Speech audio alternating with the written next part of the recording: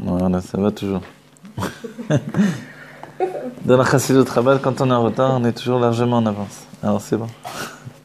Alors, dans le texte, on est d'Af Samer Bet. On a vu le sujet en fait de Yaakov et Yosef par rapport au Rosh Chodesh et le fait qu'il y ait deux Rosh Chodesh, c'est en fait deux niveaux. Yaakov et Yosef représentent deux niveaux comme, enfin, il a parlé auparavant de l'union de Yaakov avec Rachel, avec Léa, deux niveaux différents. Mais ça, c'était le cours précédent. À la finalité, il nous dit Yosef c'est Yesod et Yaakov c'est Tiferet. Et ces deux niveaux-là, ce sont comme deux niveaux de Géoula. Deux niveaux d'influence, deux niveaux de dévoilement divin. Il nous dit Zéo, Vezéo, Rachet, Tren, Yaakov et Yosef, des Pirouches, Amigdash Meler, chez Zéo, Tiferet, Veyesod, Vayenud, Yaakov, ou Emshachat, Erat, Kanan. Omnam, Prinat Yosef, Vayenud, Ikar, Prinat Yesod, chez où Emshachat, Prinat Pnimiud, Vatsmo, Torenso, Baruch. Alors on va traduire tout ça. Yosef, lui, ça représente le Yesod. Qu'est-ce que c'est le Yesod chez nous? C'est justement de dévoiler l'intériorité et l'essence de la lumière infinie. Qu'est-ce que ça veut dire? Vous voyez, le Rabbi a une phrase par rapport à ça. Le Rabbi nous dit, tu veux comprendre quelque chose, enseigne-le. Ça a l'air fou de dire ça. Comment je ne peux pas l'enseigner si je ne le comprends pas? En fait, l'idée, elle est merveilleuse. Elle est que, au moment où tu enseignes, c'est là que tu peux réellement comprendre une chose. Tout autant où tu enseignes, non pas avec tes forces dévoilées uniquement, mais le propre du Yesod, c'est de dévoiler des forces cachées de l'âme. C'est qu'il puise tellement profond dans la personnalité et dans l'âme qu'il dévoile des choses totalement cachées. Donc il ne suffira pas d'étudier de l'Eid Bonen, il faut aussi enseigner. Vous vous rendez compte? C'est-à-dire que pendant des années, vous pouvez étudier une chose tout seul, vous cassez la tête, etc., sans le comprendre jusqu'au bout, ou même en ayant l'idée que vous l'avez compris, et le jour où vous l'enseignez, vous vous rendez compte que seulement maintenant, je commence à le comprendre. Voilà. Et ça, c'est inexplicable. Il faut le vivre un instant où on le fait. Mais on se rend compte que de ce fait-là, la compréhension que j'ai tout seul, elle sera toujours différente que celle que j'ai quand j'enseigne. Ne serait-ce que parce que j'ai le souci que l'autre comprenne. Du coup, je m'accorde de comprendre moi aussi. Et ça, c'est spécial, hein? C'est l'intérêt, et ça dépend sans doute des rabbanim, des gens qui enseignent, ou des personnes, sans parler de rabbanim, etc., le fait d'enseigner. C'est quand j'ai vraiment un souci que l'autre comprenne, j'en arrive à comprendre moi-même. C'est-à-dire que je donne des définitions pour amener la chose à la compréhension, et finalement, le premier convaincu, c'est moi. Vous voyez, si vous enseignez quelque chose que vous ne comprenez rien, vous-même, vous n'avez pas combien de temps vous pouvez faire ça? Vous ne pouvez pas faire ça longtemps. Au moment où vous le dites, déjà, vous sentez que c'est... Voilà, c'est faux. Or, il y a quelque chose dans la Chassidut Chabad, c'est qu'on enseigne, on comprend, et ça grandit également tout ce qu'on ne comprend pas. Ça s'appelle les Makifim de Bina. Je comprends et je ne comprends pas en même temps. Et je m'habitue, en fait, à ce système-là, qui fait que je suis toujours en train, constamment, d'avancer. C'est-à-dire, ça dépend du Mekabel, c'est vrai, mais il y a aussi le fait que quand j'enseigne des choses qui nous dépassent, comme ces textes-là, qui ont pour but de, on va dire en hébreu, l'ishov, des kochot hane'elamim, de puiser des forces cachées de l'âme et des mondes divins depuis pnimiotatique, en fait, c'est toujours au-delà de notre compréhension. Et la chassidut, on peut dire, bon, c'est toujours la même chose, les sphirot, or memale, or sauvé, voilà. On peut donner des klalim résumés et dire, voilà, ça va, il va nous parler encore de ça, quoi. En fait, on voit que non, on découvre sans arrêt. Et la découverte, elle vient, non pas que c'est forcément des nouvelles choses, mais que ces choses-là sont en train d'approfondir tout ce que je croyais savoir. Et comme la Elokut, c'est vraiment infini, je grandis toujours. Et le plus risqué dans notre vie, le plus tragique même, et ça c'est l'exil vraiment, c'est d'arrêter d'apprendre. Quoi que l'on apprenne. Qu'on apprenne la menuiserie, la cuisine, je sais pas quoi, vous voyez, n'importe quoi. Faire de la photo, faire du dessin, faire... Tout ce que l'on doit apprendre, qui plus est la Torah évidemment, qui plus est la Chassidut, tant qu'on est en train d'apprendre, c'est bien. Quelqu'un qui a terminé d'apprendre, qu'est-ce qu'il fait dans ce monde-ci? Oui.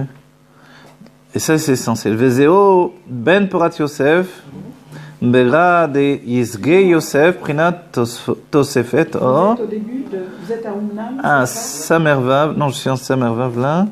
On a tourné, vous vous rappelez? On était à Alpi. Samervav, oui. Samerbet, oh, pardon, j'ai dit des bêtises, excusez-moi. Samerbet. Oui, Dav Samerbet, non? On avait fait l'Omnam. Voilà, Samerbet. Et on est 1, 2, 3, 4, 5, 6, 7, 8. Vous avez commencé là? Oui, voilà, j'ai commencé là. Là, on est dans la ligne. Alors, on va reprendre avec le point si vous voulez. Aïka. La ligne elle commence par Aïka. Vous voyez? Voilà, Aïka. והעניין הוא דכל ההשפעות הן על ידי יוסף, רק שבזה יש בית מדרגות ההשפעה חיצונית והשפעה פנימית. והעיקר בחינת יוסף הוא בחינת השפעה פנימית. C'est-à-dire que, pourquoi on dit qu'il y a deux rachis Tevot, deux rachis Rosh Chodesh. Pourquoi le Chodesh il a deux rachis, deux têtes? Pourquoi le mois a deux têtes?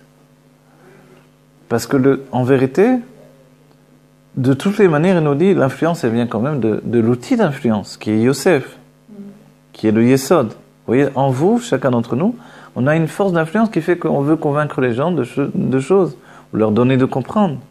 Quelqu'un ne comprend pas une chose, je viens lui expliquer. Mais si je n'ai pas en moi le Yesod, je ne pourrais pas lui expliquer, tout simplement. Même si je l'ai compris, je serai incapable de lui expliquer. Mais là, c'est l'inverse. C'est quoi l'inverse? Ils ont, quoi qu'il arrive, une force d'influence, mais ils n'ont pas forcément quelque chose à renseigner. Ah, d'accord. Alors oui, ça fait partie du Yesod, c'est-à-dire le Yesod, il peut aussi véhiculer du vent. Ce qui fait que les hommes politiques peuvent parler sans rien dire, quoi. Quelquefois, quand on écoute, on se rend compte qu'ils n'ont rien dit du tout. Et qu'ils ont une certaine... ils le font exprès. Plus ils parlent et moins ils s'engagent et ça va mieux. De toute façon, ils ne comptent pas tenir leurs promesses la plupart du temps. Ça vient du Yesod aussi, c'est-à-dire il y a une certaine beauté qui fait qu'on influence du vide. Mais le Yesod, profondément, il est là pour dévoiler le niveau Pnimi. Et le niveau Pnimi, alors il nous dit maintenant, il y a deux niveaux de Hashpaot. En alidé Yesod, rak shebazé yesh bed madrigot. On va voir. השפעה חיצונית והשפעה פנימית. ועיקר בחינת יוסף הוא בחינת השפעה פנימית.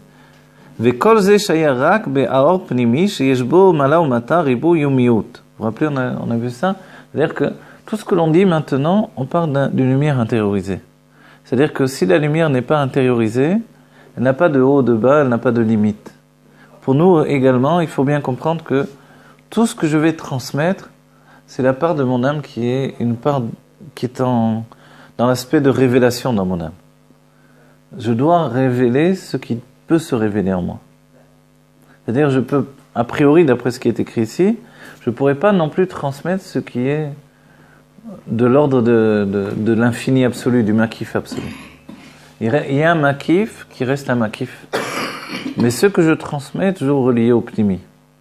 C'est-à-dire que ne va rentrer dans l'autre que ce qui est compréhensible. Ce qui n'est pas compréhensible chez moi également, alors ne peut pas être compris par l'autre. Donc c'est pour ça, on a dit auparavant, je comprends lorsque j'enseigne, parce que je transmets des choses qui sont déjà là pour être intériorisées. Et l'un des grands secrets de l'intellect, comme les Rebbeim qui ont transmis l'intellect, ça a été de structurer de manière intellectuelle des choses qui n'ont pas de kélim dans la réalité de notre monde. Ils n'ont pas de réceptacle. Tout ce que les Rebbeim expliquent, auparavant, il n'y avait pas de réceptacle dans le monde de la vie, il n'y avait pas de réceptacle pour les transmettre. C'est pour ça que le Baal Shem Tov choisissait de raconter des histoires populaires pour les gens simples. Les réceptacles sont arrivés avec les Rebbeim. Avec l'Admour HaZaken, ça a été la première fois que l'on trouvait des réceptacles qui étaient capables d'intérioriser des lumières tellement élevées. Et aujourd'hui, on a atteint des niveaux où le Rabbi les a rentrés dans la réalité. Et c'est pour ça que la Géoula est là. C'est l'infini dans le fini, quoi. C'est l'infini dans le fini, mais il faut que ça coïncide, vous voyez ? Harmonie. Il faut que ça soit en harmonie. Et le Rabbi a réussi à faire ce qui n'existait pas auparavant, rentrer cette lumière infinie dans une réalité qui semblait être le contraire. Quand on regarde le monde, on se dit non, c'est le contraire de la Pnimiut, c'est le contraire de la Kedusha, de la Torah, de la Tahara, rien à voir. Le Rabbi est allé à contresens par rapport à tout ça. Il est vraiment rentré dans l'idée que non, ce monde, c'est le monde de la Géoula. Et notre travail, c'est de le prouver chaque jour. Comprenez? C'est-à-dire, dans tout ce qu'on fait, il n'y a plus de limite à ce que l'on peut faire pour prouver la vérité. La vérité, c'est que ce monde est un monde de Géoula. À nous de le prouver. Partout. Par je sais pas moi, les affaires, par la humanoute, les arts, par la musique, par le... Ben, regardez, on va dire, au niveau des chanteurs, vous voyez, les chanteurs sont en train de le prouver. Ils font une shlichut incroyable. Dans la fois, on parlait, je sais pas, Ishaï Ribo, il fait une shlichut. Ben Ari aussi, etc. Ça, c'est dans le monde israélien. Voilà. Et là, ils font la shlichut qui doit être faite. Et ça s'adresse justement à un monde qui n'est pas forcément religieux, qui l'accepte, qui l'intègre, qui le laisse rentrer. Voilà. Alors que c'est finalement que de la Kedusha. C'est-à-dire archi-religieux, archi-orthodoxe en fait. Les paroles, c'est pas que des télim, c'est des télim qui sont transformés à sa manière à lui, qui sont expliqués, intériorisés. On va dire, comment ça se fait? Il a réussi à faire ça. Parce que l'époque est propice. C'est-à-dire eux-mêmes, le monde entre guillemets non religieux, s'interroge comment c'est possible. C'est de l'ordre du jour en fait. C'est pas le Kili qui attire la lumière. Le Kili attire la lumière, mais la lumière doit être capable de rentrer dans le Kili. Donc on est vraiment à l'ordre de Memutsa, c'est-à-dire que l'intermédiaire vers la Géoula fait que le monde est de moins en moins réfractaire. Quand le Rabbi nous a dit que tout est prêt, c'est que le monde est prêt. Donc dans des romans, dans des chansons, dans le monde des affaires, dans tout, il est possible de dévoiler la Elokut, en fait. Ça veut dire quoi, concrètement? Dans les affaires? Oui. Non, pas dans tout. Dans les affaires, quand vous allez, par exemple, à New York ou en Chine, où vous voyez des hommes d'affaires qui sont orthodoxes, vous voyez? Je sais pas, orthodoxe, c'est aussi un état d'esprit d'un certain point de vue. C'est-à-dire que c'est sûr qu'il mange kasher, c'est sûr qu'il doit donner à Saka, c'est sûr qu'il doit prier, c'est sûr que... Mais c'est une Géoula, en fait. La Géoula, c'est ne pas fuir le monde. De rentrer en Géoula, c'est d'être capable d'aller en Chine, d'aller en Amérique, d'aller... Voilà. Il parle tout le temps de Dieu. Et maintenant, il y a un mot qui veut dire Dieu, je ne sais pas d'où vient ce mot. En chinois? En chinois, maintenant, tous les gens de la boîte, ils parlent comme ça. Ah, mais vous voyez. Ils disent grâce à Dieu, grâce à Dieu. Ah, mais vous voyez. Et voilà, ça c'est le chemin c'est un chemin qui mène à Dieu, c'est ça l'idée. C'est que ce monde, il y avait déjà les psukim, hein, sur toutes tes voies, connais-le. On va dire, oui, mais les chemins que je prends, ils ne mènent pas à Dieu. C'est faux. C'était un état d'esprit d'avant, en fait, de notre génération. Grâce au travail du Rabbi, grâce au travail de tous les Juifs dans tous les temps, le monde mène à Dieu de tous les côtés. Avant, on pensait que Internet, c'était perdre du temps. C'était pour les gens qui n'ont rien à faire de leur vie. Aujourd'hui, c'est un moyen de dévoiler la Elokut. La télévision, peut-être encore. Mais les gens vont abandonner sans doute la télévision petit à petit.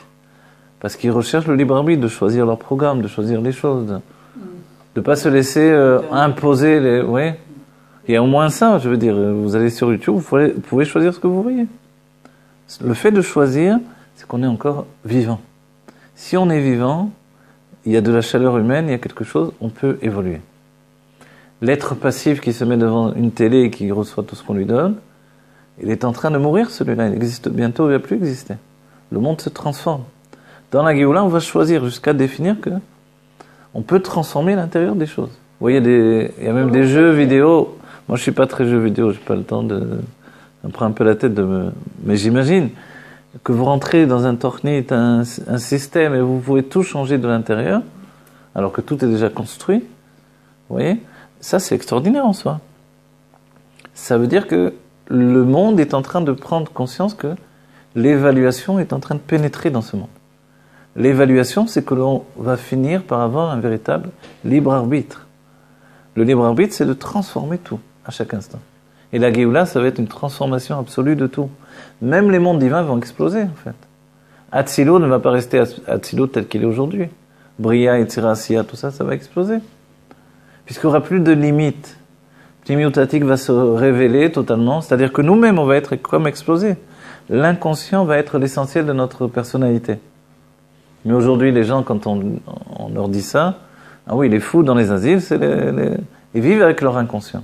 Mais tu vois bien qu'ils n'ont pas les kélim pour le vivre. Le but de toute cette Torah, c'est d'avoir les kélim, justement.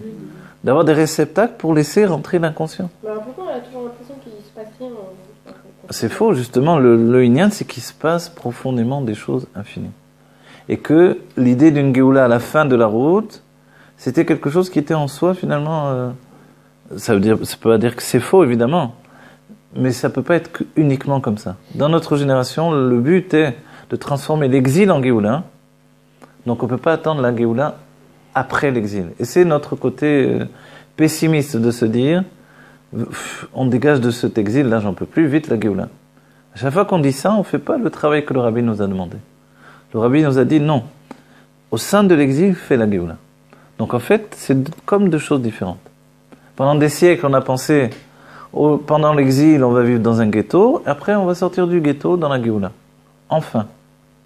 Aujourd'hui, on sort du ghetto pour faire en fait du monde une Géoula. Le monde des non-juifs doit devenir une Géoula, s'il faut le dire comme ça. Vous voyez ? Pourquoi le monde des non-juifs ? Parce que le monde, ça n'a jamais été le monde des juifs jusqu'à présent. Seulement aujourd'hui, on prend possession de ce monde comme étant le monde des juifs également, et plus que ça, Bishvili Nivra Olam, pour moi, le monde a été créé. Vous voyez ? Le Canada, l'Amérique, le pôle Nord, la Chine, le Japon. On va dire, quel rapport j'ai avec tout ça ? Mais tout a été créé pour toi. Ça veut dire quoi ? Ça veut dire que je dois m'investir dans tout ça, en fait. Petit à petit, on voit que ça se réalise. Avant, ça n'existait pas. On n'était pas tous Marco Polo, partir des années de... des sacs à dos, des ânes, des trucs, en voyage. C'est interdit de sortir d'Eretz Israël. Ah oui, qui plus est, voilà, la Torah nous a mis à la fois beaucoup d'interdits, etc., etc. Mais on a vu que les avots ne sont pas dérangés pour sortir, à part Yitzhak.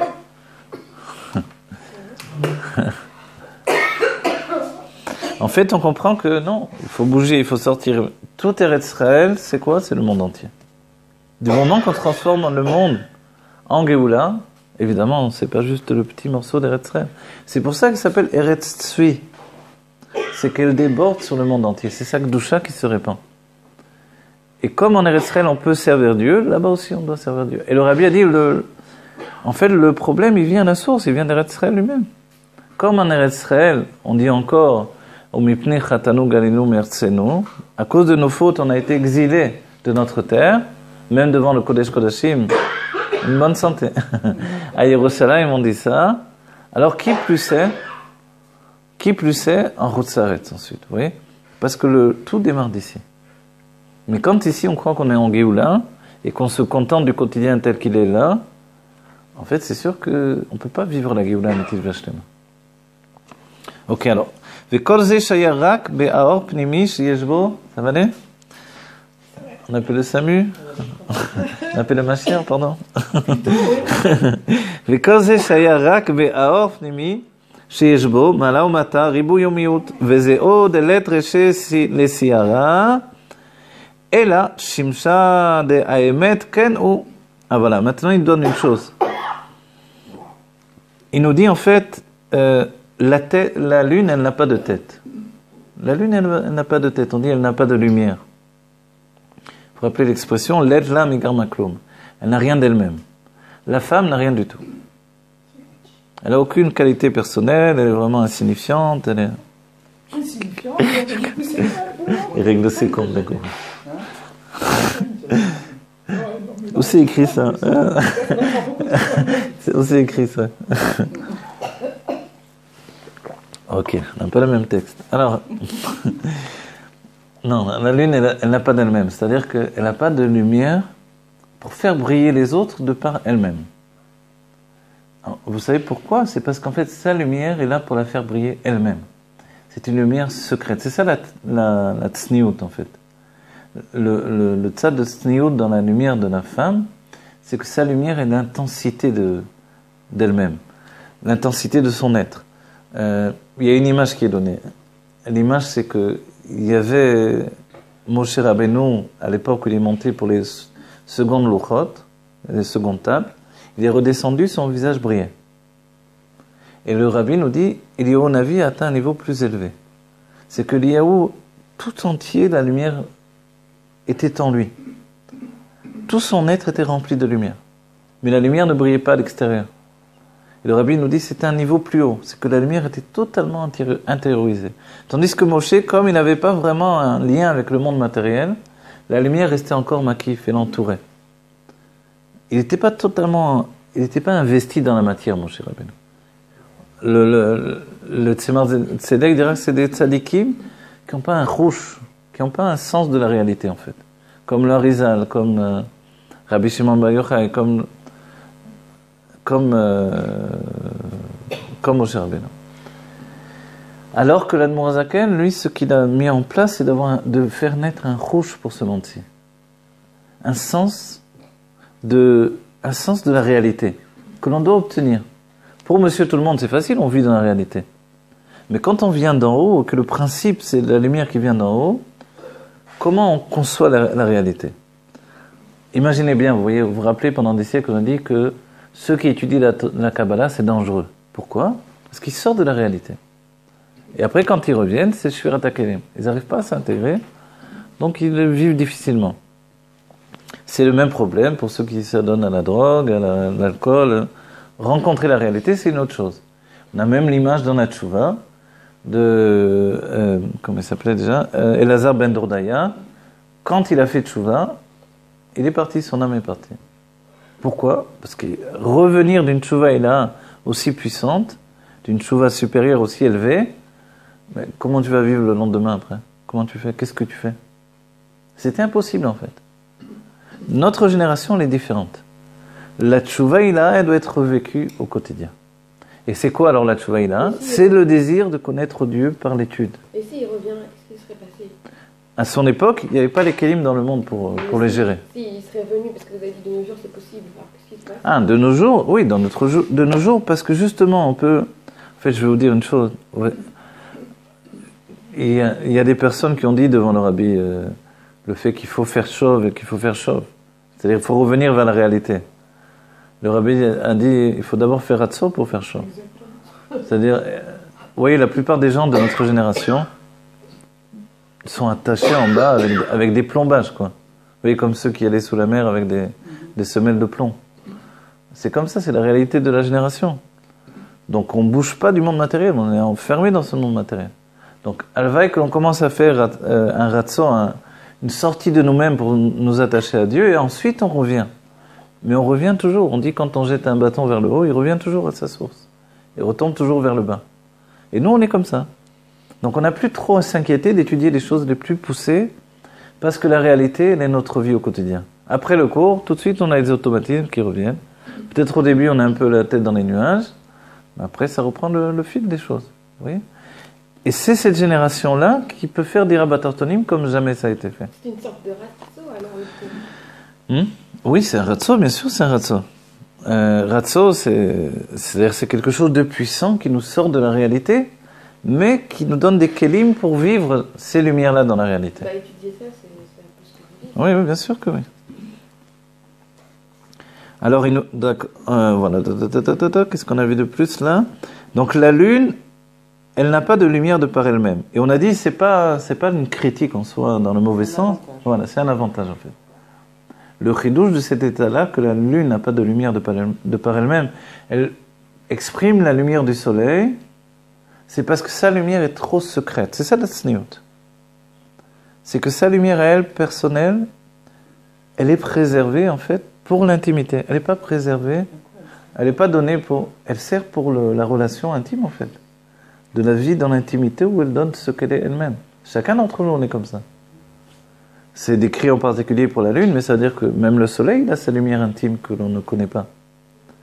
C'est-à-dire qu'un être ne peut pas se donner dans l'intimité avec tout le monde. Et cette intimité, c'est quelque chose que l'on a seulement avec nos enfants, avec le mari avec sa femme, la femme avec son mari, avec, vous voyez, avec les meilleurs amis. Et on ne peut pas avoir 36 000 amis, c'est pas vrai. On ne peut pas dévoiler l'intimité à chacun. Donc cette intimité secrète, elle est la lumière que l'on a et qui ne dépasse pas en fait notre réalité intime. on peut dire à quoi elle sert? Elle sert à rien. Elle sert parce que c'est elle qu'on a besoin de voir. Par exemple, vous voyez le nom Yitzhak est relié à la Gvura. Yitzhak, sa Gvura, c'est a priori le fait qu'il vit secrètement, on ne connaît rien de lui. Mais dès qu'on le fréquente dans l'intimité, on découvre quelqu'un qui est, au lieu d'être quelqu'un de rigoureux uniquement, il est très joyeux, il est très ouvert, il est très... Et pourquoi ça ne s'est pas dévoilé auparavant? Parce qu'il a tellement besoin de conditions autour pour dévoiler cette intimité. Et que c'est une lumière secrète. Vous parlez de quel Yitzhak? Yitzhak, je parle de Yitzhak en général. Ah bon, Pas de Yitzhak Rabin, non? Oui, Yitzhak Avinu, bien sûr, je ne me pas sur Yitzhak Avinu, oui. Justement, c'est rien de lui à cause de ça. Dans la Géoula, on va se dévoiler, bien sûr. Ah, mais oui, Yitzhak, bien sûr. Dans la Géoula va se dévoiler le côté joyeux. Mais non. Donc, quand même, on connaît un peu l'histoire d'amour. Yitzhak, qui se donne de tout son cœur pour que son père accomplisse sa mitzvah de la Kedah, alors qu'il aurait pu lui donner un coup et s'enfuir. Après, qu'est-ce qu'on voit d'Yitzhak? À part la Kedah, on voit les fiançailles et on voit pas le mariage. C'est chez Yaakov avant. Mais c'est une histoire d'amour, finalement. Un homme qui aime. Et la joie, on l'a pas encore vu. Où est la joie d'Yitzhak? On dit, elle est préservée pour la Géoula. La joie, et les sages l'ont défini quand ils ont dit, depuis que le Beth Amikdash est détruit, on ne peut pas remplir sa bouche de rire. Oh, c'est pas vrai, depuis la Chassidut, on a commencé à réapprendre à rire, à sourire, à être heureux. Grâce au Baal Shem Tov, mais avant, le judaïsme était un judaïsme qui faisait plus sombre. C'est-à-dire, il n'aurait jamais pu intégrer des balais de Tchouva de notre génération. On n'aurait jamais pu, je sais pas, on n'aurait pas tenu, quoi. Alors, il nous dit, ok, Dechol hashpaot bemalchut ou miprinat shemesh, Hashem, prinat or pnimi. Toutes les influences qui viennent dans la malchut, elles viennent du shemesh. Donc, a priori, si on va traduire homme et femme, ça vient tout du mari. Uvazé, donc la fille, ça vient du père. Uvazé yeshbet mine yichudim kanal. Et c'est pour ça qu'il y a deux niveaux d'union. Vezeo uberaché chotchechen, lebechol yilcha veilcha nimshachim, bet yichudim, ve'en prinat Yaakov et Yosef.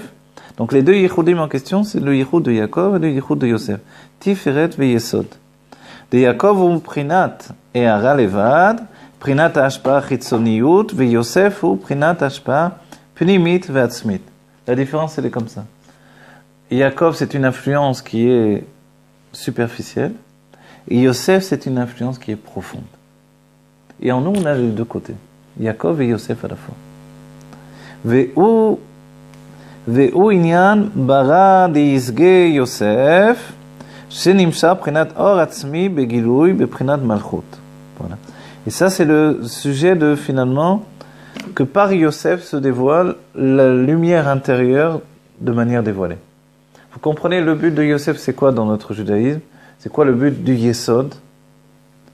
C'est la force d'influence, non pas pour dire n'importe quoi, on peut le faire, mais c'est simplement la chitzoniyut, l'extériorité. Mais quand c'est juste des sentiments qui sont donnés sans profondeur, c'est juste l'état de Yaakov. Et en fait, il le fait plus pour se tranquilliser lui que pour vraiment donner quelque chose aux autres. Je veux le traduire. Je veux... que Yaakov est l'essentiel. Non, alors là, il le dit que... Yosef, il a été essentiel. Voilà, c'est Yosef qui dévoile l'essentiel. C'est-à-dire, c'est deux niveaux. Ne le voyez pas juste Yaakov et Yosef avaient les deux de toutes les manières. Je veux dire, ici, c'est l'enseignement par rapport à Zeranpin dans les mondes divins. Mais pour nous, si on le traduit, vous avez déjà vu au quotidien, vous savez, vous le vivez, des gens qui expriment les choses pour se tranquilliser. Par exemple, qui parlent parce qu'ils ont peur du bruit. Ils ont peur du silence, pardon. Ils ont besoin de meubler, ils ont besoin ils ont tellement peur d'exprimer profondément qui ils sont, qu'ils sont tout le temps en train de meubler. Vous voyez?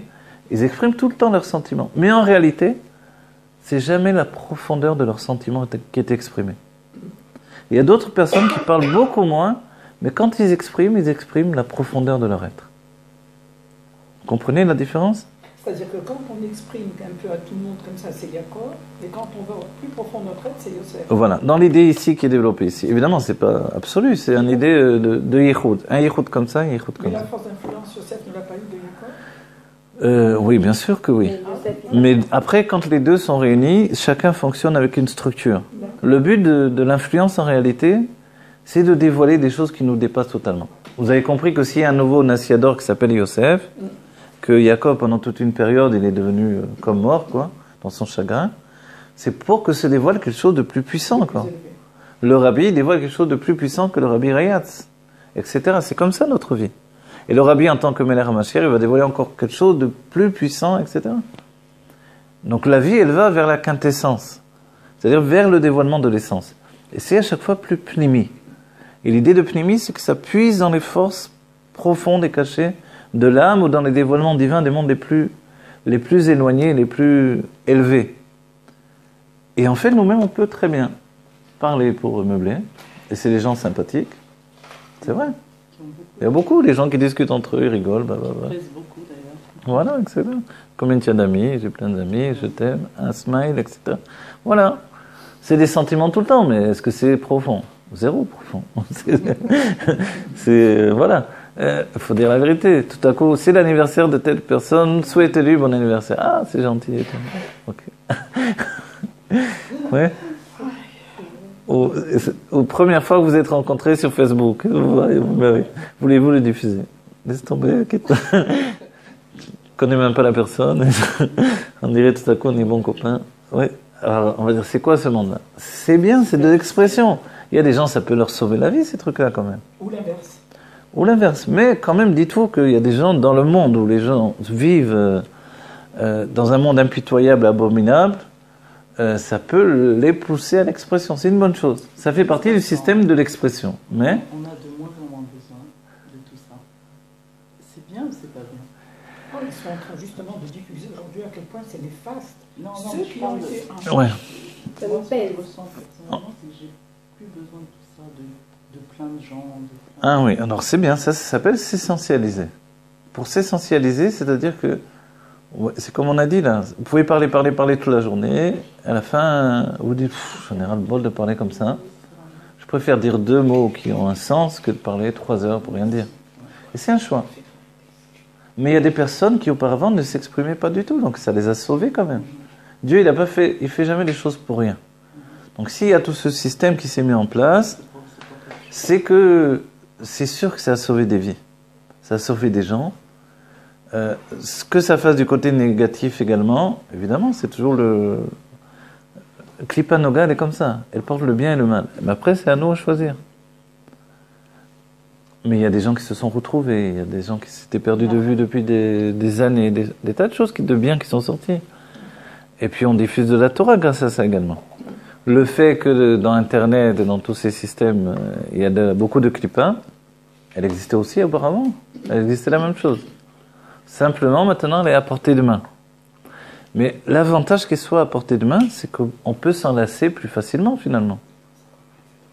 Ça enregistre? Non, je dis non, tu vois, ça marche.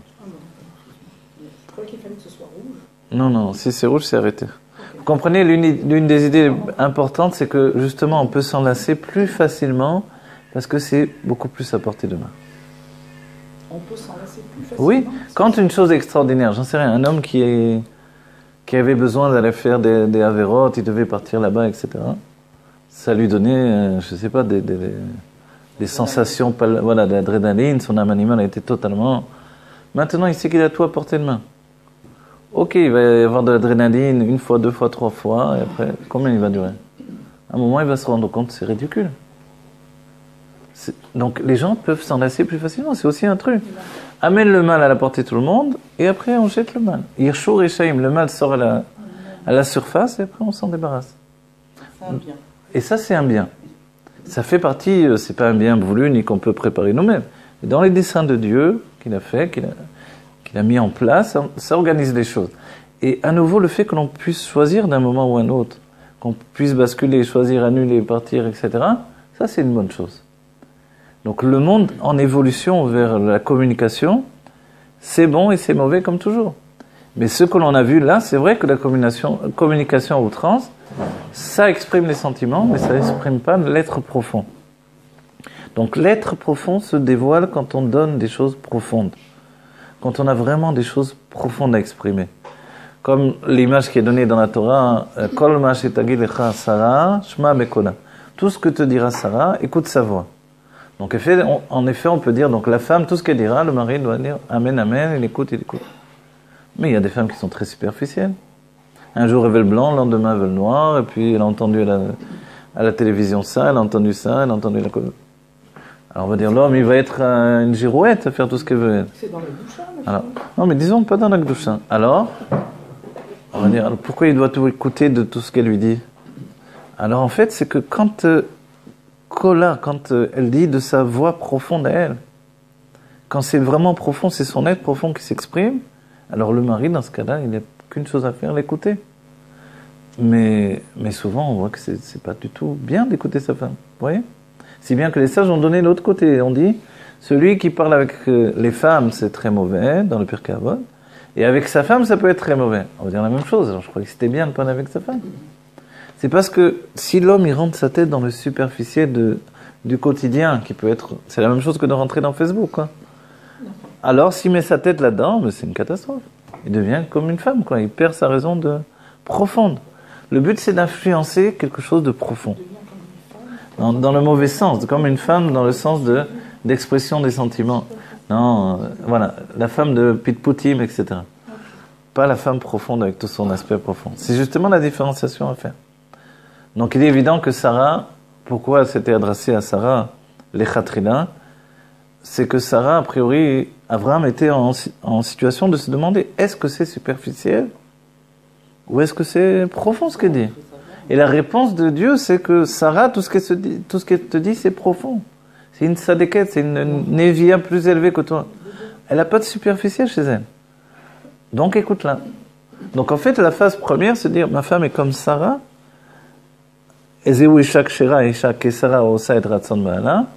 Dans ce cas-là, elle fait la volonté de son mari. Elle lui fait une volonté là où il n'a pas de volonté, en fait. Et même s'il a une volonté, elle n'est peut-être pas la bonne volonté, elle va lui trouver. Vous voyez, en hébreu, on dit l'agdara, l'agdir, d'organiser, de structurer sa volonté. L'homme, alors justement, il doit chercher cette phase de sensation de vérité ou non. Et en fait, il le sait très bien. Entre nous, les hommes savent très bien. Ils savent reconnaître entre le superficiel et le émet. Vous voyez, les femmes, quelquefois, elles parlent, les hommes, ils n'écoutent pas, ils s'en fichent. Mais il y a des moments où on sent que ça sort de son être profond. Et elle-même, elle est bouleversée. Et là, il n'y a pas un homme qui... Les hommes écoutent à ce moment-là. C'est normal.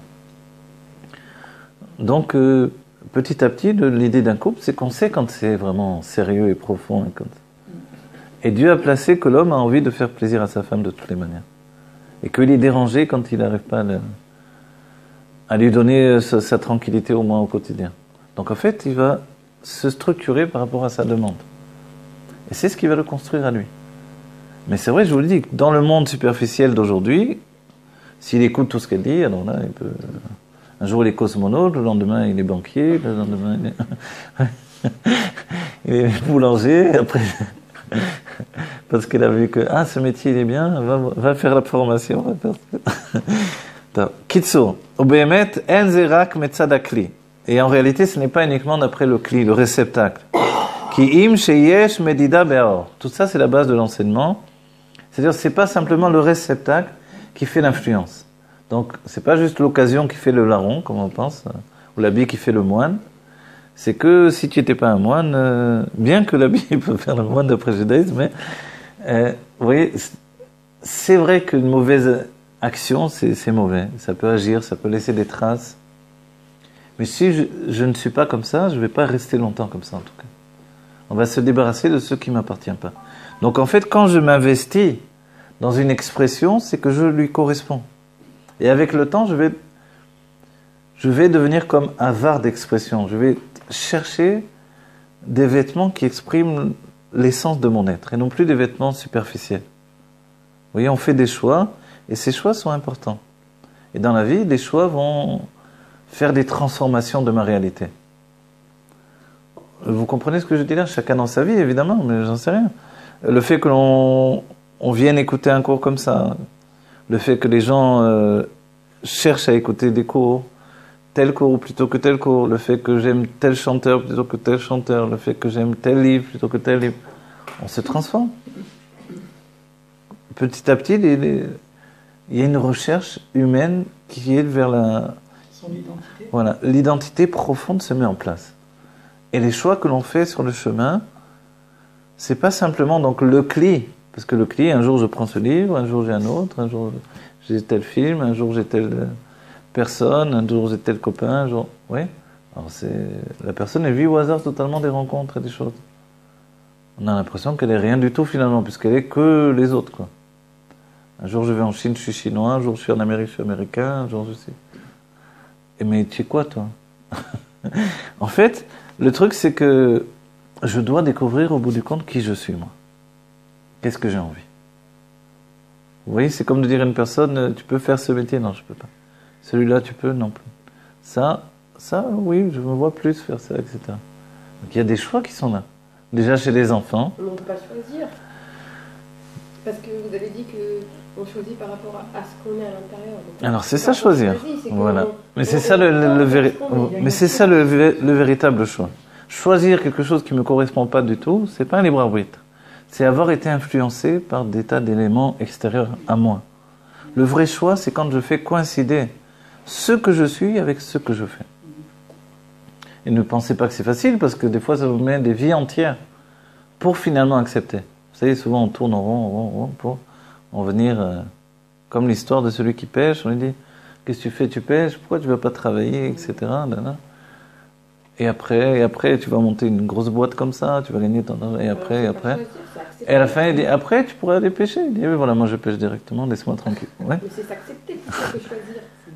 Choisir, c'est s'accepter. Si vous acceptez, mais c'est choisir vraiment.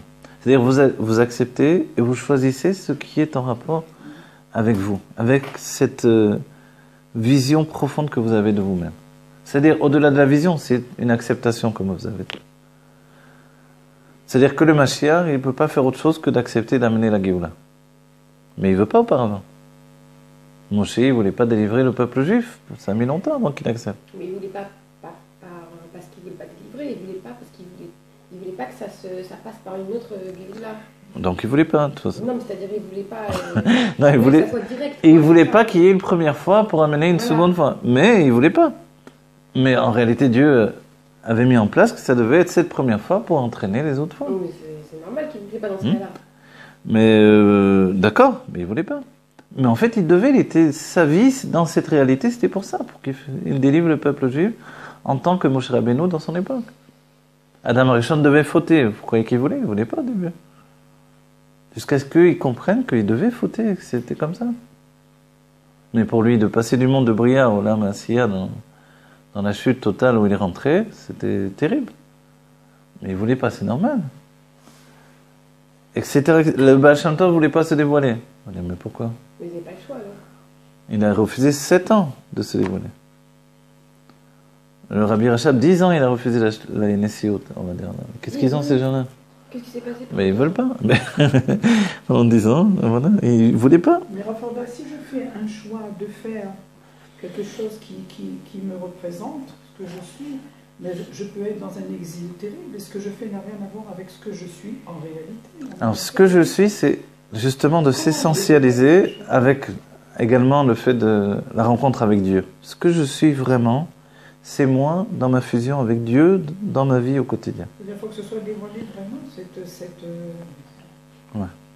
cette prise de conscience, il faut qu'elle soit dévoilée. Tant que je ne l'ai pas, le choix que je vais faire, ça peut être un choix. Vous, par exemple, votre choix depuis des années et des années, vous avez fait des cours de Pnimiut Torah dans votre maison, mais c'est un choix qui vient de l'essence de votre être. Avec le Rav Antian, avec le Rav Rotenstein. Non, mais là, je vous parle de vous, par exemple, à titre d'exemple. C'est un choix profond de votre être. Ça ne peut pas être superficiel. Superficiel, ça dure 1 jour, 2 jours, 3 jours, 1 année maximum. Voilà. Quand ça dure, c'est que c'est vrai. Vous voyez? Au-delà de tout, c'est-à-dire, il y a quelque chose en nous de vrai qui reste. Vous comprenez? Je ne sais pas quoi vous dire. Moi, j'écris depuis que je suis enfant, je continue toujours, parce que c'est mon être qui est comme ça. Mais il peut y avoir une personne qui fait le choix de faire des choses qui sont vraiment qui n'ont rien à voir avec avec son niveau profond et sa Ouais. conscience profonde des choses. Alors ça, c'est le côté où on a dit, le côté d'influence des sentiments, donc Tiferet, C'est vraiment dommage. qui trouve même un équilibre là-dedans. Mais c'est pas profond. Ben oui. Je sais pas, ça peut être même un chaliar qui chalière toute une vie, mais en fait, c'est pas ce qu'il voulait faire. C'est dur de dire ça parce que Shlichut, c'est très important. Voilà, c'est ça. Ouais. Mais en fait, c'est pas ce qu'il voulait faire. Lui, en fait, il voulait peut-être étudier, enseigner, et il s'est retrouvé à être un homme d'affaires de Gdusha, mais c'est pas ce qu'il voulait faire. Alors, vous voulez Alors dire que- qu'elle est pas, la personne, quand elle fait quelque chose qu'elle ne veut pas faire, ce n'est pas la chose. Mais il y a des personnes qui se contentent de ce qu'elles font, Ah, et voilà. ça n'a rien à voir avec leur perception, pas leur perception, mais leur etsem. Voilà, alors c'est ça ce que on se contente, c'est ça le truc. Dans notre vie, des années, on se contente. C'est la même chose que Moshe qui refuse 7 jours, le rabbi, le Baal Shem Tov qui refuse 7 ans. C'est que ça représente quoi dans notre vie à nous? Ça représente les moments où on se contente de ci, de ça, de li. Mais ta vie à toi, elle n'a aucune valeur en fait, ça veut dire. Tu n'accordes pas tu t'aimes pas du tout en fait. Comprenez? Je sais pas quoi vous dire. On a vu dans le monde des artistes, Van Gogh, il a tout abandonné pour devenir Van Gogh. Bon, ça, devenir Van Gogh, peintre, etc. quoi. Gauguin aussi, il était un banquier, il a tout laissé, mais il a fallu que sa famille le suive. Au début, c'était dur. J'en sais rien, c'est 2 exemples dans le monde de la peinture, etc. Dans tous les milieux de vie. C'est-à-dire, à un moment ou à un autre, c'est vrai qu'il y a le sacrifice pour la famille, pour ci ou ça, mais n'oubliez pas, on n'est plus dans une génération de sacrifice. Et si on a la émouna dans Dieu, c'est mon système personnel qui doit fonctionner dans ma vie, et pas un autre système. Mais il faut beaucoup de bitachon en plus de émouna. Le bitachon, c'est d'être sûr que ça va marcher parce que ça peut pas être autrement. Parce que c'est comme ça que je suis, pas autre chose. Comment on reconnaît que c'est quelque chose qui vient d'un endroit profond et peut-être quelque chose qui est passager? Comment on sait si c'est ça vraiment? Alors, on va dire, je crois que la vie, elle nous confronte à des tas de situations où finalement, tout ce qui est passager disparaît. Au bout du compte, il reste des sortes d'automatismes personnels profonds qui font que là-dedans, je me retrouve. Et je ressens que l'essence, elle s'exprime. Et ces choses-là, c'est moi réellement. Et les choses que j'ai fait, aujourd'hui, on voit des tas de gens qui font, je sais pas, un jour ils sont peintres, un jour ils sont danseurs, un jour ils sont... Vous voyez, n'importe quoi. C'est la génération qui est comme ça. C'est Pézouré Israël, on est tout le temps en train de se perdre. Mais au bout du compte, il y a des choses qui sont nous-mêmes. Et les goïms parlent comme ça aussi, c'est pas que la chassidoute qui parle comme ça. La chassidoute, elle dit ça depuis longtemps. Et la Gemara même, Arbé, Assouk et Rajbi... Mais en fait, on ne demande pas de faire comme Rajbi. L'image qu'on dit, on ne va pas te demander, quand tu arrives là-haut, si tu as été comme Moshe Rabbeinu. On te demande, est-ce que tu as été toi-même? Mais être moi-même, alors on va dire, au début, quand j'ai fait Tchouva, je croyais que c'était étudier du matin au soir dans le collège. Après quoi, on se rend compte que non, c'est pas ça. La preuve, tu as aussi envie de faire d'autres choses. Tu as même peut-être envie d'apprendre un peu de science, un peu écouter de la musique, des tas de choses qu'on pensait que c'était pas en relation avec le cadre de vie nouveau que j'ai pris. Parce qu'on pensait que être religieux, ça effaçait tout ce qu'il y avait auparavant. Et le reste, on pense que ça vient de l'Etzera. Voilà. Mais en fait, c'est faux. Pourquoi? À toi de faire le tri, de trouver que ce qui est Klippa Noga, tu peux le gérer dans la Gdusha. C'est ça le Tanya. Donc c'est Klippa Noga. On t'a pas demandé d'écouter, je sais pas moi, des chansons d'église, mais tu peux prendre de la musique, l'entraîner dans la Gdusha. Tu peux prendre des livres, les rentrer dans la Gdusha. Tu peux prendre ta vie et la diriger vers ce qui t'appartient. Et trouver finalement ta définition. Et on est de plus en plus, de toute façon, que l'on tourne ou que l'on vire, les gens viennent à ça, les uns après les autres. Y compris les non-juifs, y compris les juifs. À ça, c'est-à-dire à trouver son monde personnel au sein de sa réalité religieuse, on va dire. Je suis religieux, donc j'ai une définition de religieux, mais cette religion, en fait, qui m'enfermait, elle se libère de plus en plus.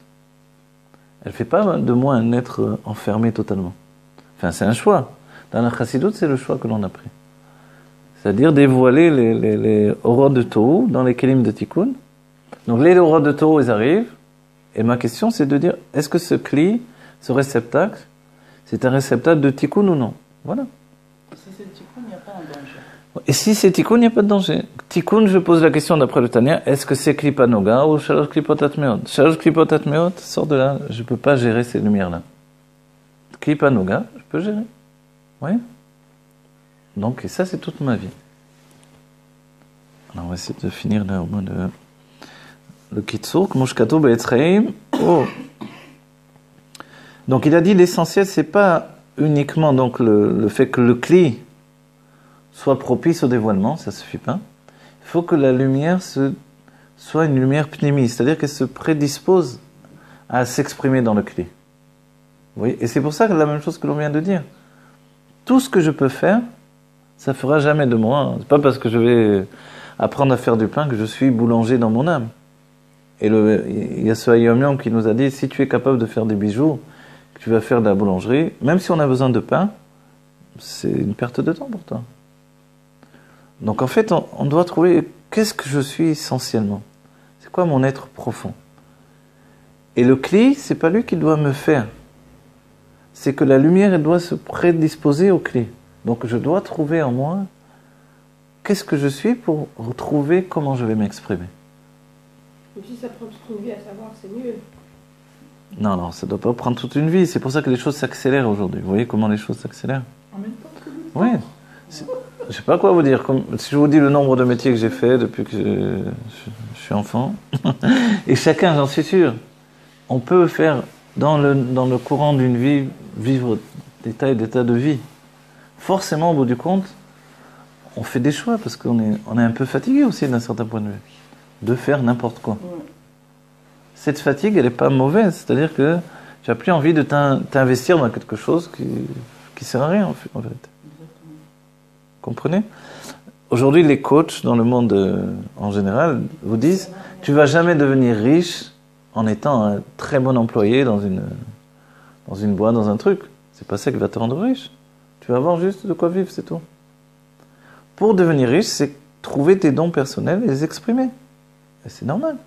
C'est ce que dit la Chassidut, c'est-à-dire deviens toi-même. Et le Baal Shem Tov le dit, tant que tu ne fais pas ta propre vie, tu n'es pas capable d'accomplir la vie des autres. Donc tu fais ni la vie des autres, ni la tienne. Pourquoi tu es venu sur Terre? Mais vous-même, vous l'avez dit, nous on veut, mais si on ne sait pas. Alors on ne sait pas, on va trouver. Mais vous allez voir, vous allez trouver comme chacun. On a son cheminement vers les choses. On a ses conclusions. On a Mais tout ça, c'est une perte de temps. Non, c'est jamais une perte de temps, c'est ça le truc. Comme on a dit tout à l'heure, tout ce que l'on vit est important. Moi, quand j'étais enfant, je voulais être archéologue. Je suis pas archéologue aujourd'hui. Oui, j'ai été guide de musée, j'ai été, je sais pas, tout. À quoi ça t'a servi d'être guide? Mais ça me sert certainement aujourd'hui. Vous voyez? Même si je n'ai pas une conscience absolue de chaque chose est importante. Le Rabbi a étudié dans telle université en Allemagne, et après il a étudié la Sorbonne. Pourquoi il avait besoin des deux? Pourquoi faire? Hein?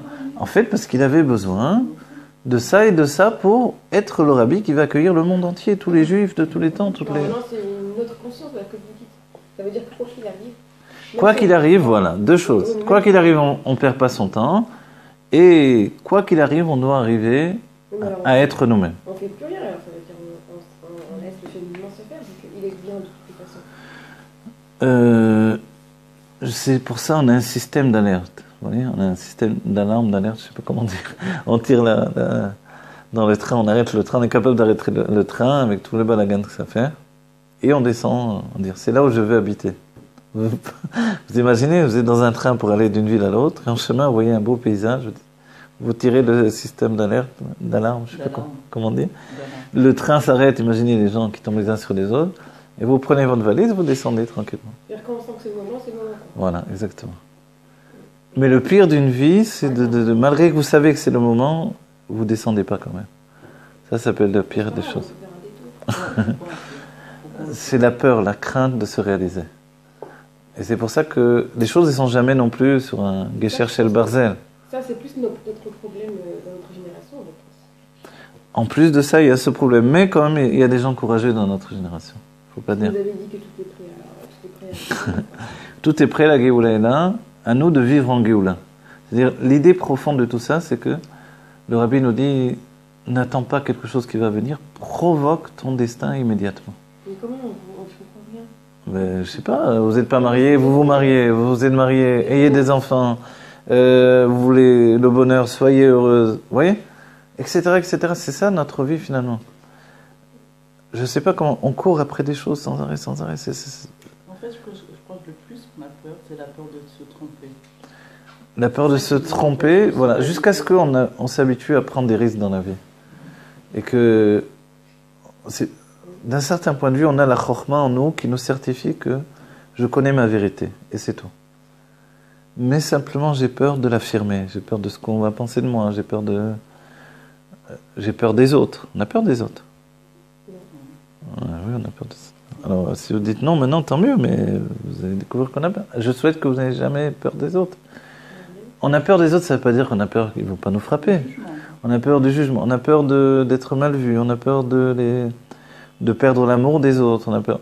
Après, on dépasse tout ça, heureusement. Mais la graine de tout ça, elle vit en nous quand même. Vous voyez, des bons enfants sérieux, trucs, machin, on a tous été comme ça. Et puis on se dépasse. On a des moments de notre vie où Dieu nous confronte, où tu vas maintenant faire ce que tu dois faire, et tu vas plus être l'idole des jeunes, tant pis pour toi, pour eux. Et on a peur.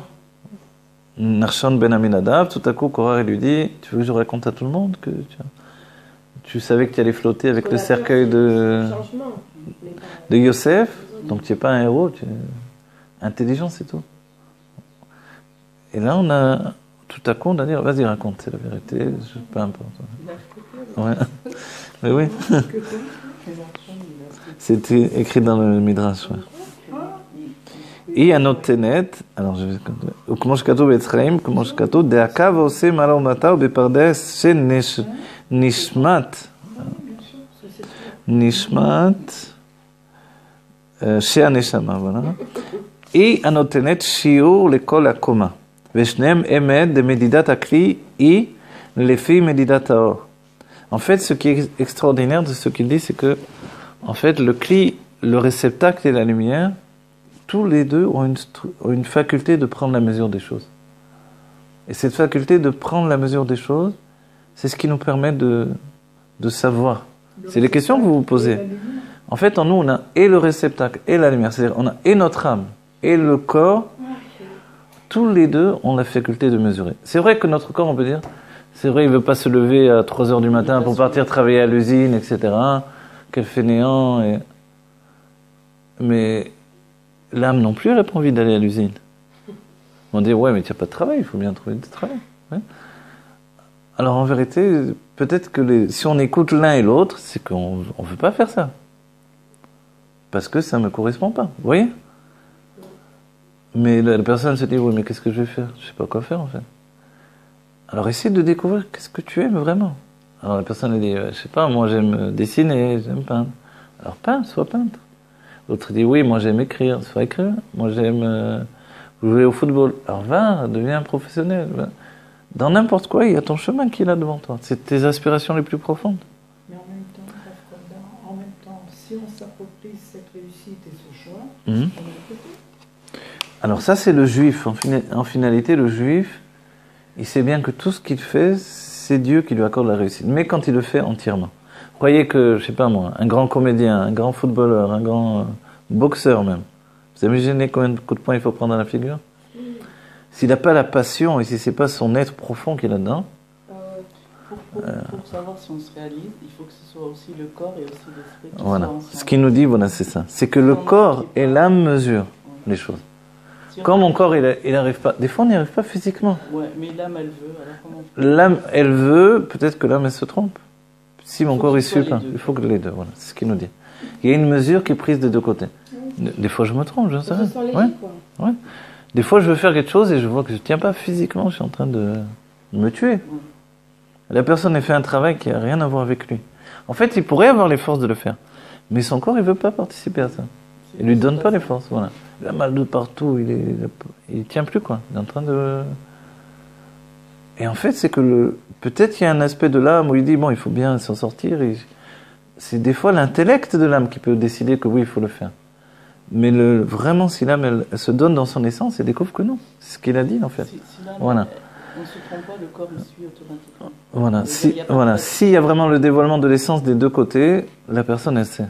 Comme il y a des choses qui sont toujours là depuis que vous êtes enfant, ces choses-là, elles sont éternelles en vous, en nous. Vous voyez? Et regardez bien, les gens qui ont réussi, c'est qu'ils étaient passionnés par la chose. Et s'ils n'avaient pas été au bout de ça, ils ne seraient jamais devenus, même financièrement, ils n'auraient jamais obtenu ce qu'ils ont obtenu.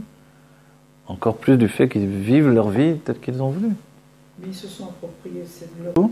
D'après le Rabbi Rachel, il faut que la médida se fait du côté de la lumière, du côté du réceptacle. Donc la mesure se fait des deux côtés. Et c'est comme ça qu'il y a une vraie rencontre, un vrai épanouissement. Donc l'épanouissement, il doit être chez nous des deux côtés. Et puisqu'on a parlé d'exemples par rapport au travail, donc, pas un travail qui épuise mon corps, même si mon âme, elle est contente quand même. Parce que peut-être elle est tranquille, là, elle n'a pas besoin de s'investir. Oui. Et pas un travail qui épuise mon âme et le corps, lui, ça va, c'est tranquille, c'est pépère. Non, il faut trouver ce juste équilibre des choses. Voilà, il nous dit I anotenet shiur lechol hakoma bepardes shel nishmat shel haneshama. Voilà, il dit finalement les deux. Alors je reviens à ce point-là.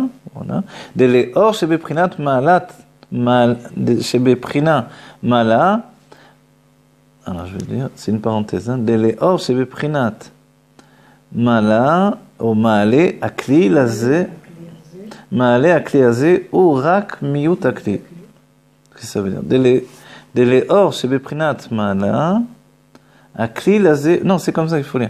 Deleor shebeprinat mala. Que la lumière qui est dans un niveau de en haut, akli lazé urak miut akli. Le réceptacle, quand la lumière est dans un niveau de mala, c'est-à-dire très élevé, le réceptacle en fait, c'est juste le miut akli, c'est-à-dire un petit peu du kli du réceptacle va se donner dans le dévoilement de cette lumière. Ve'achakar, les filles, c'est-à-dire, vous avez compris ce que ça veut dire? C'est pas très long compréhensible. Non, parce que le quand il ouais. a une matzav chez l'autre, comment il peut intégrer ça? Voilà, en fait, c'est la force du cli de savoir limiter la lumière. Si le cli n'a pas cette notion de mi-août,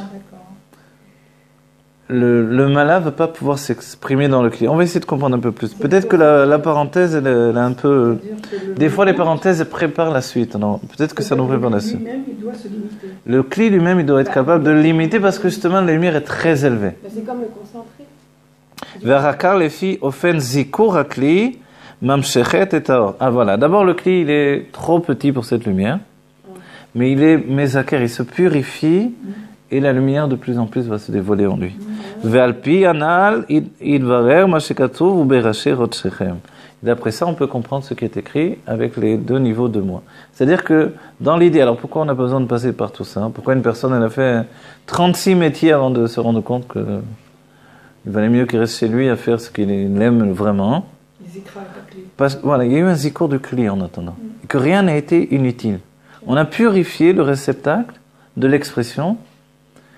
Et il y a un exemple dans la Torah, chez les Tanaïm, c'est Rabbi Akiva, qui lui, non seulement a eu une vie où il est resté 40 ans en train de travailler, mais ensuite, même en étant un Tana, donc dans la Torah du matin au soir, quand même il apprenait tout le temps.